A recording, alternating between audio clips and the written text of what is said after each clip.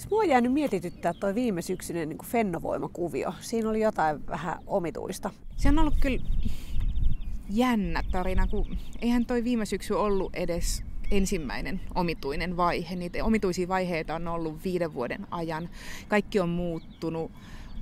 Omistajapohja on muuttunut ja reaktoritoimittaja on muuttunut ja niin kuin poliitikot on vaihtuneet tässä. Ja muuhun ainakin on ottanut aika moni ihminen vähän niin kuin eri puolilta yhteyttä ja sanonut, että kun ei kukaan tiedä, että mitä helvettiä tässä tapahtuu, että jonkun pitäisi katsoa. Mä jään kyllä todella siis kiinnostuneena odottamaan, koska on semmoinen olo, että tässä ei nyt ole todellakaan ihan jokainen kivi vielä käännetty. Joo, mä lähden kääntää kiviä, mutta niitä saattaa olla aika paljon. Meillä on sen takia tämä joukkorahoituskampanja, että voi olla, että jutun teko kestää pitkään.